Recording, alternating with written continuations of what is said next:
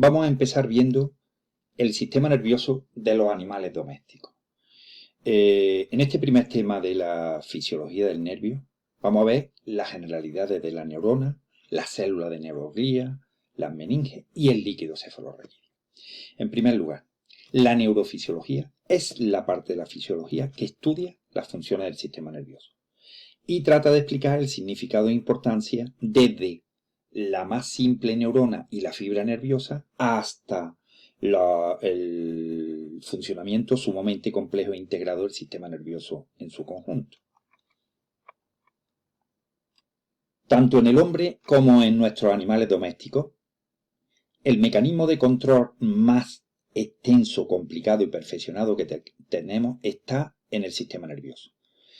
En parte se debe a la cantidad de neuronas que tenemos. O sea, en la especie humana se puede llegar a tener hasta 3 billones de células nerviosas, pero de las cuales hay que aclarar que no todas son neuronas, solamente el 10% son neuronas. El resto, el 90%, son células de nutrición, de soporte y de estructura, es lo que se llama células de glía. El sistema nervioso central, lo que es el encéfalo y la médula espinal, reciben en tiempo real, lo que se llama ahora en tiempo real, todos los valores, todos los datos que rodean al ser vivo, no solamente eso, sino también de la parte interior de nuestro organismo. Y con ello analiza y clasifica las señales tan diversas como, por ejemplo, la luz, el sonido, los cambios de temperatura, los cambios de gravedad, la sensación de presión, las alteraciones de orden químico, etcétera, etcétera. Toda esta información es integrada y posteriormente el sistema nervioso se encarga de regularla, controlarla y ejecutar sus múltiples funciones.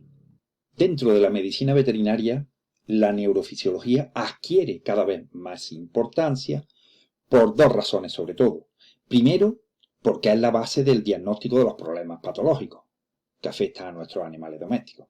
Y segundo, porque cada vez es más importante el conocimiento de los mecanismos del comportamiento animal. Lo que se encarga el sistema límbico, como ya estudiaremos.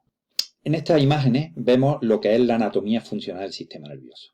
La parte más básica sería la médula espinal. La médula espinal está dividida en sectores, en segmentos estos medulares, como los cervicales. Luego vendrían los torácicos, los segmentos lumbares y por último los sacros. La siguiente parte sería el tronco del encéfalo. El tronco del encéfalo pues es la continuación aquí de la médula espinal, sería esta primera parte, lo que se llama la médula oblongada. La médula oblongada, luego le seguiría el puente y el mesencéfalo, aquí con los pedúnculos cerebrales. Hay que decir que el tronco del encéfalo es muy importante en nuestros animales, mientras que la especie humana solamente tiene un pequeño tallo encefálico, no es un tronco del encéfalo como aquí, porque las funciones subtalámicas en nuestros animales son mucho más importantes que en la especie humana. Aquí en esta fotografía también se vería en este corte sagital, se vería el tronco del encéfalo y encima de él estaría el cerebelo o órgano del equilibrio. Y por último, en esta tinción también podéis ver el corte sagital de lo que es el hemisferio, en este caso el derecho, y se vería perfectamente lo que es la corteza cerebral, la capa más externa, donde están todas las funciones organizadas. Y luego ya vemos aquí el tronco del encéfalo, la médula y el cerebelo. Las tres grandes funciones del sistema nervioso podemos agruparlas en primer lugar, la función sensorial. La función sensorial corre a cargo por los receptores que se encuentran en la piel, en los músculos, los tendones o las articulaciones, o en los órganos de los sentidos, como por ejemplo el ojo, el oído, el gusto, el olfato, etc.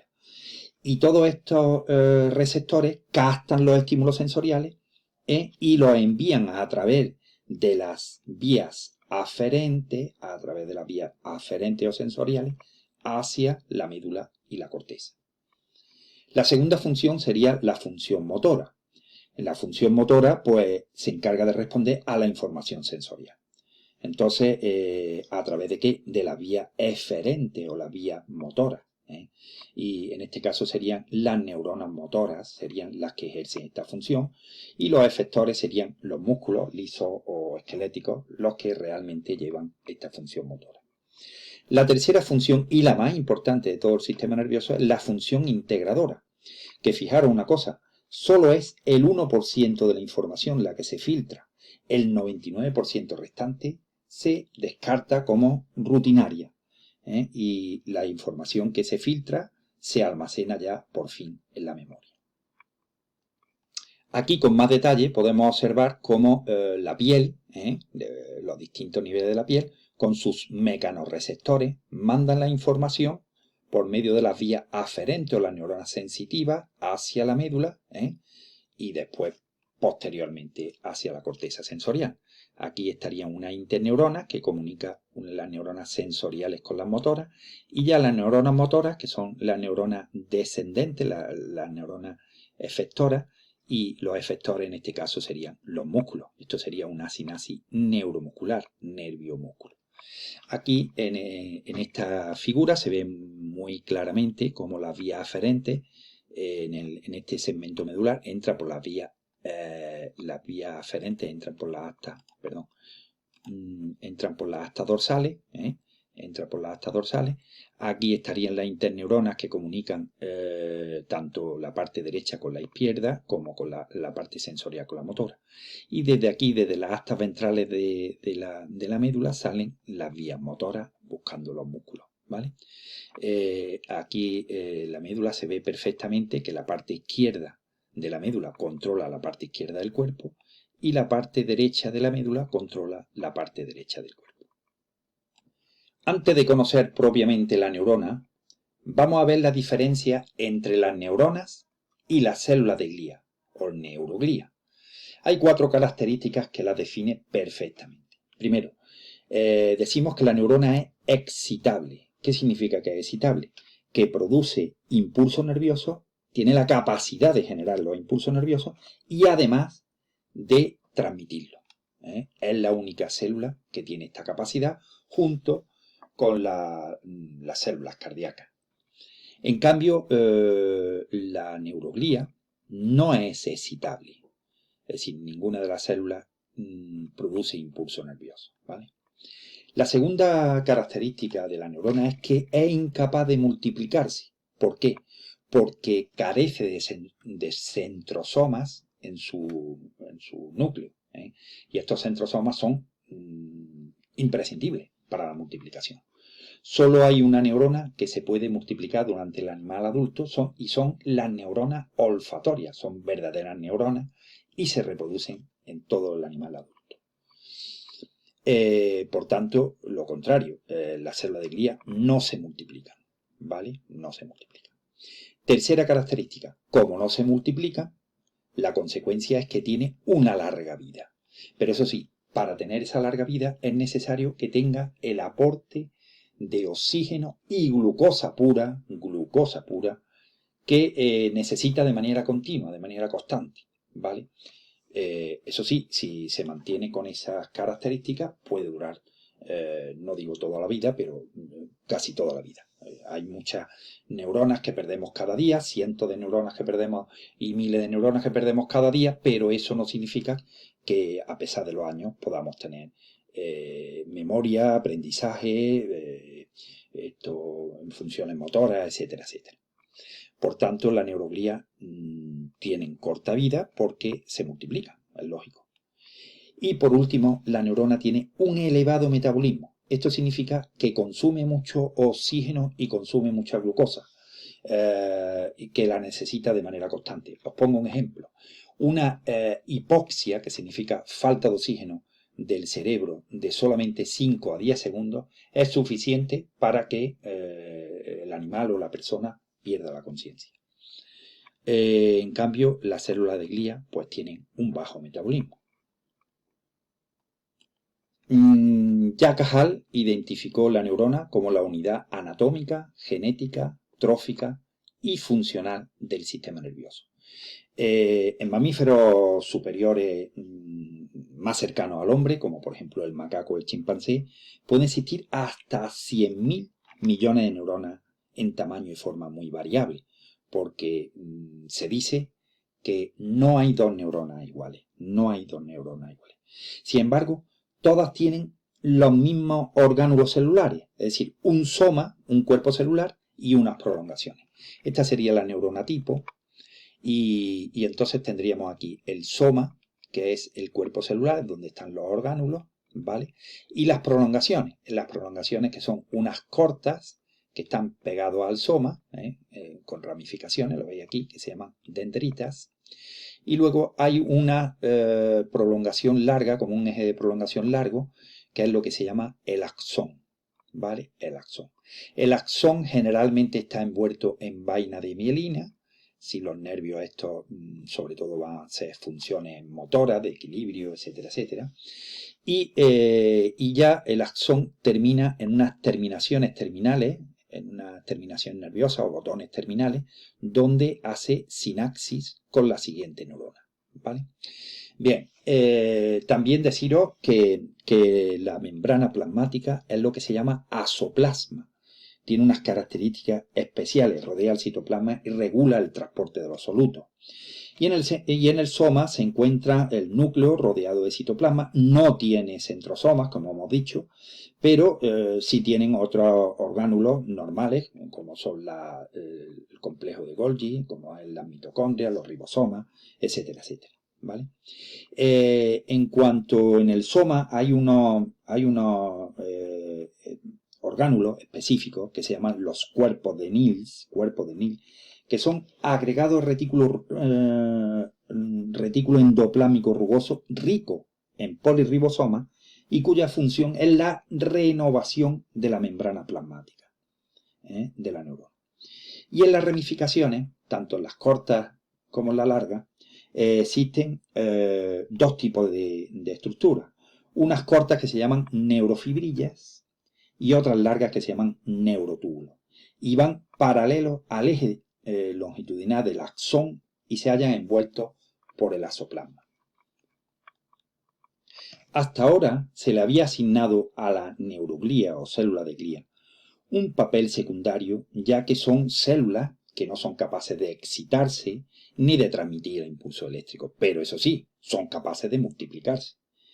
Pero también es verdad que sin estas células sería imposible la supervivencia de la neurona, porque le aportan la estructura, la nutrición, el aislamiento, también el transporte y la defensa de las neuronas. Y no solamente eso, sino que además presenta una importante función fisiológica ayudando a mantener el potencial de membrana. ¿Y esto cómo lo hacen?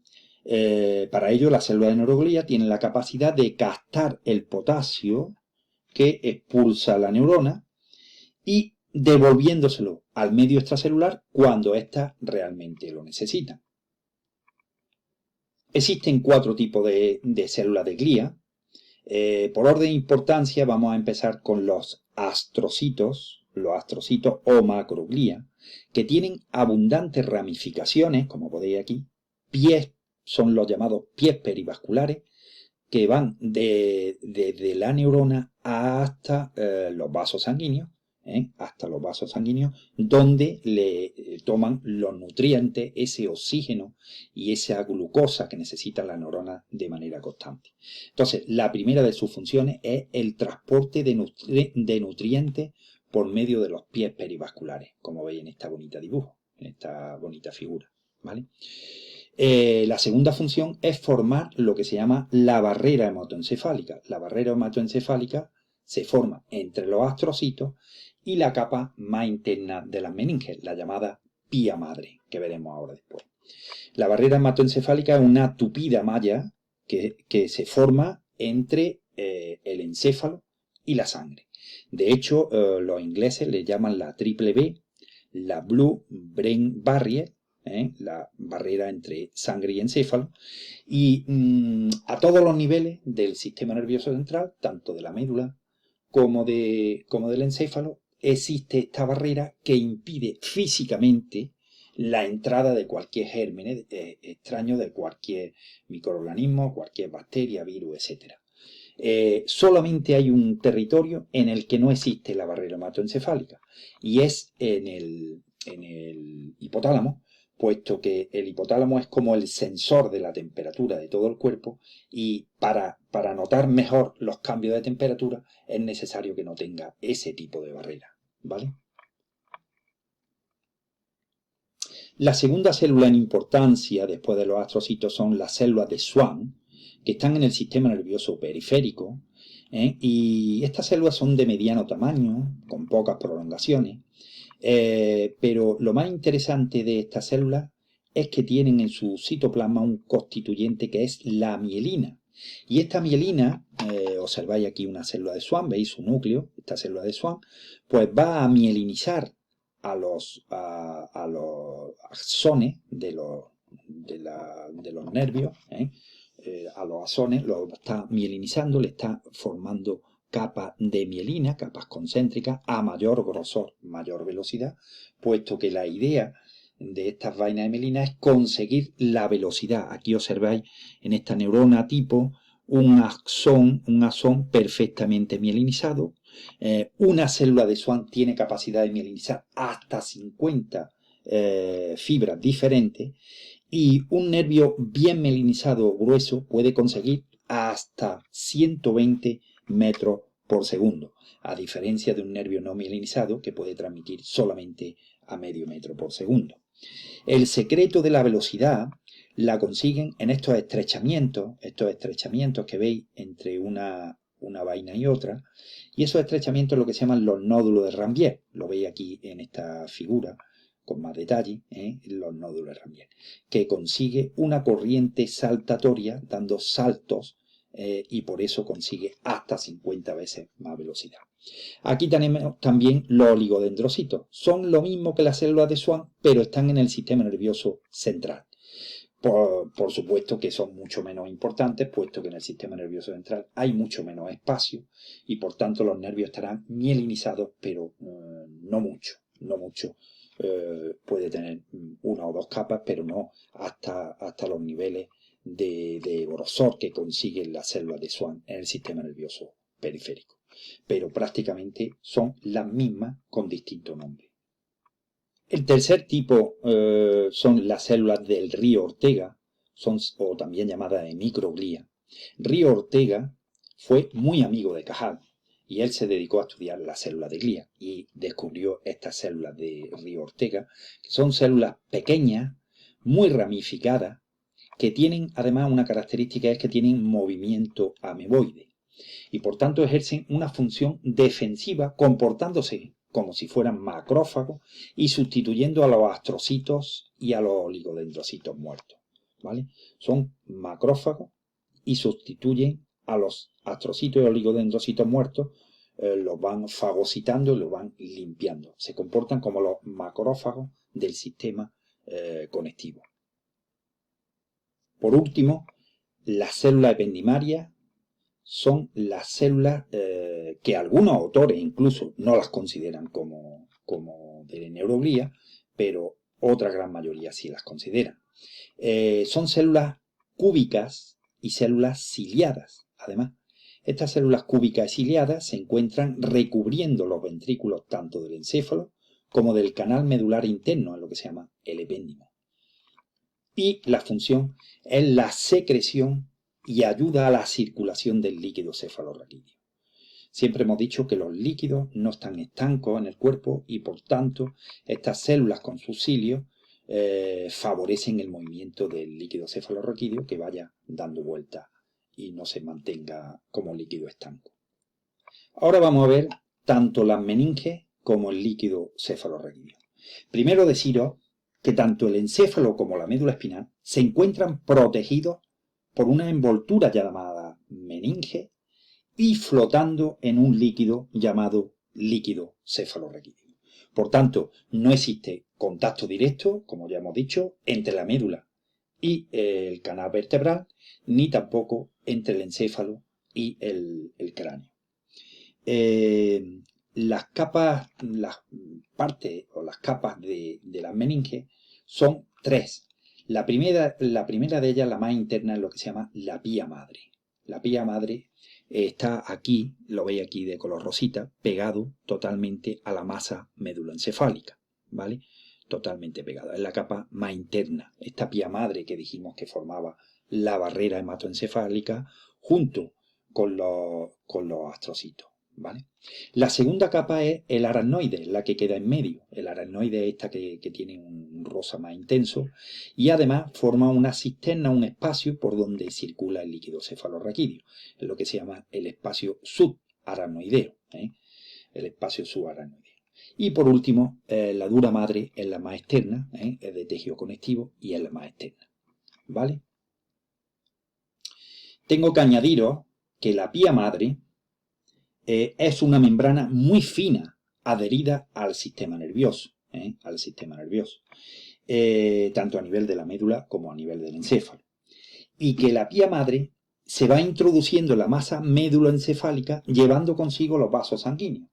Esta irrigación va dispersándose llegando a nivel de los capilares donde la pía madre se va sustituyendo por ramificaciones de los astrocitos, formando esa famosa malla que es la barrera hematoencefálica con una permeabilidad selectiva importante tanto en la nutrición del sistema nervioso central como en la acción de las drogas con tropismo neurológico, por ejemplo, los tranquilizantes, anestésicos generales, etcétera, para llegar a actuar sobre el encéfalo deben de atravesar la barrera hematoencefálica, ¿vale?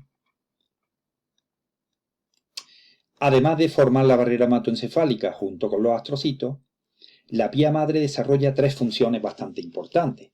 Por ejemplo, regula el transporte activo de sustancias, ¿vale? También regula la concentración del líquido intersticial, ¿vale? Y, por último, regula la concentración del líquido cefalorraquídeo, la concentración molecular del líquido cefalorraquídeo. En esta figura observamos con más detalle, por ejemplo, esto sería en el encéfalo, aquí brain sería la parte del encéfalo, y luego ya le continuaría la pía madre, es la capa más interna, es la que forma la barrera hematoencefálica y es la que se une el encéfalo con las meninges, es la capa más interna. La segunda de ellas es el aracnoide, esta que veis aquí de color rosita, el aracnoide, que forma las famosas estas trabéculas, el espacio subaracnoideo, por donde circula el líquido cefalorraquídeo. Y por último, la capa más externa es la dura madre, esta que veis aquí más externa es la dura madre. Ya para terminar con las meninges, hablar de la dura madre. La dura madre es la capa de tejido conectivo más externa y gruesa que se adhiere al periósteo del hueso, de la pared interna del cráneo por una cara y al aracnoides por la otra, y que se encuentra separada del hueso en el canal vertebral por el espacio epidural.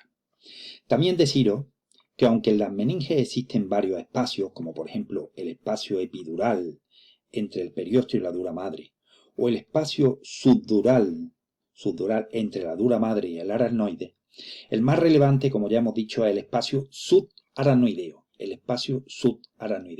Este espacio subaracnoideo que está formado entre el aracnoide y la pía madre, y que es por donde circula el líquido cefalorraquídeo. Ahora vamos a ver la función del líquido cefalorraquídeo, que normalmente se expresa como LCR. El líquido cefalorraquídeo es un amortiguador líquido cuya principal función es evitar contusiones y golpes entre el encéfalo y el cráneo y la médula espinal y la columna vertebral. Además, por lo tanto, decimos que su función primordial es la función hidrostática. Además, podemos decir que es un amortiguador líquido. Podemos decir que es un amortiguador líquido, su segunda función.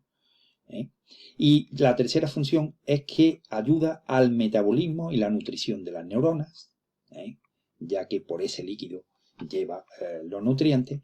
Y por último, tendría una cuarta función imprescindible que se llama función drenaje, que es una cosa parecida a lo que hace la linfa en la sangre, pues lo haría el líquido cefalorraquídeo en el encéfalo. Podemos decir que el líquido cefalorraquídeo tiene un pH ligeramente alcalino, es incoloro, no tiene células, por tanto es estéril y no coagulable. Tiene, si acaso, algo de glucosa, que es lo que necesita el encéfalo para nutrición, y abundantes proteínas, sobre todo albúmina, el 60% son albúminas, y cloruros. En esta imagen del encéfalo de humana vemos los dos ventrículos y a su vez vemos aquí el líquido cefalorraquídeo en los ventrículos laterales, porque se produce básicamente en los ventrículos 1 y 2 de los ventrículos laterales y después pasa al ventrículo 3 y el ventrículo 4. Donde se une con la producción de estos niveles. Desde aquí se distribuye hacia el interior del canal medular, del epéndimo, y por la cisterna del espacio subaracnoideo, donde fluye hacia las vellosidades subaracnoideas que desembocan en el sistema venoso. Aquí en nuestra especie, en el perro, se ve perfectamente cómo la médula y el encéfalo se encuentran flotando en líquido cefalorraquídeo. Este que veis más oscurito es el líquido cefalorraquídeo que va envolviendo tanto la médula como el encéfalo. Aquí existe una recesión bastante importante, que es la cisterna magna. Aquí en la cisterna magna es donde existe una recesión importante. También el agujerito central de la médula, el epéndimo, por ahí circula también el líquido cefalorraquídeo.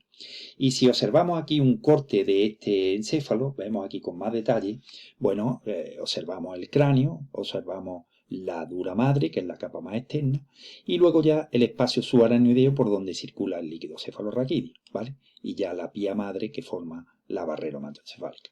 Yo lo que quiero que observéis estas estructuras que se llaman las vellosidades subaracnoideas o aracnoideas, que son como en forma de coliflor, y estas estructuras son las encargadas de llevar el líquido cefalorraquídeo desde el espacio subaracnoideo hacia la linfa.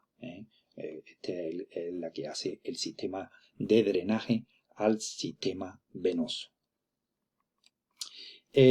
Os cuento un detalle interesante. Por ejemplo, en el encéfalo del perro, como en este caso, la producción de líquido cefalorraquídeo en un perro de raza mediana, por ejemplo, de unos 15 kilogramos de peso vivo, es de aproximadamente 0,035 mililitros por minuto. Es decir, que a lo largo del día puede producir unos 50 mililitros, suficiente para circular de 2 a 3 veces alrededor tanto del encéfalo como de la médula. Otro dato interesante. Tanto el encéfalo como la médula, como el líquido cefalorraquídeo, tienen aproximadamente la misma densidad específica. ¿Y eso qué significa? Pues que simplemente que el cerebro está flotando. Por tanto, el líquido cefalorraquídeo ejerce una función hidrostática fundamental, reduciendo el peso efectivo del encéfalo. Por ejemplo, lo que pesa un encéfalo de humana, de un adulto, puede ser de entre 1.300 y 1.500 gramos. Pues realmente lo que realmente pesa sería 3,5% de su peso. Es como si pesara el encéfalo 50 gramos. Yo siempre digo el mismo ejemplo. Es como si nos metemos en el río en el cual cogemos unas piedras enormes y las movemos dentro del agua. Luego, cuando vamos a intentar sacarlas, es imposible. Y eso que el agua tiene una densidad específica mucho menor que lo que es el líquido cefalorraquídeo, que es más espeso, por lo tanto, flota mucho mejor. Ya hemos dicho que el líquido cefalorraquídeo es fisiológicamente un líquido viscoso, claro y estéril. Y por tanto, la presencia de tanto de pus como de sangre o células o gérmenes indica de un problema grave o muy grave, tanto encefálico como meningio, como de las meninges. Y por tanto, hay que utilizar un tratamiento específico que atraviese la barrera hematoencefálica. Por ejemplo, la terramicina, que es un antibiótico muy fuerte que hay que utilizar de manera intravenosa obligatoria, pero que tiene la característica de que atraviesa la barrera hematoencefálica. Por tanto, ese problema encefálico o meningio es fácil de resolver. Otra cosa, el aumento de la presión del líquido cefalorraquídeo es un problema también grave y se llama hidrocéfalo o hidrocefalia y está producido por la obstrucción de los finos conductos ventriculares. En estos casos, tanto en el caso de encefalitis como en la hidrocefalia, se recomienda la extracción del líquido cefalorraquídeo, en un caso para bajar la presión y en otro caso para analizar ese líquido si es infeccioso o no es infeccioso, si tiene ya nada más que con la presencia de sangre, de pus, o que no está claro, está viscoso, ya podemos diagnosticar una encefalitis, pero a pesar de eso podemos estudiar ese líquido. Para ello es necesario la extracción. Entonces, depende. Las especies pequeñas, en el perro y en el gato, bajo anestesia local, en el caso de los gatos sería anestesia general, tendríamos que utilizar aquí con asexia, bastante asexia, esterilidad, podemos utilizar una jeringa con una aguja larga que llegue hasta la cisterna magna. Este sería el sitio de lesión para los animales pequeños. En cambio, los animales grandes, las especies grandes, los bóvidos, los équidos, en la vaca o en el caballo, pues el punto de lesión sería en el espacio lumbosacro, en el caso de la vaca, y el espacio sacrocosigio, en el caso del caballo. Ya para terminar, quiero explicaros una cosa que ocurre en humana, que es muy típico, bueno, en humanas y en nuestros animales, pero en humanas se ve claramente, cuando existe un golpe, por ejemplo, aquí veis el martillo que golpea la parte de atrás, pues sin embargo la lesión no se produce aquí, la lesión se produce en el lado contrario, es lo que se llama la lesión del contragolpe. En este caso, pues estaría golpeado el polo occipital. Por ejemplo, en el caso de los boxadores, es muy típico que los golpes precisamente en el polo, la zona frontal, pues se tenga lesiones precisamente en el polo occipital, que es donde está la corteza visual. Por eso muchos de los boxeadores no ven bien, han perdido la visión o tienen desprendimiento, aparte de desprendimiento de retina, tienen fallos graves de la visión.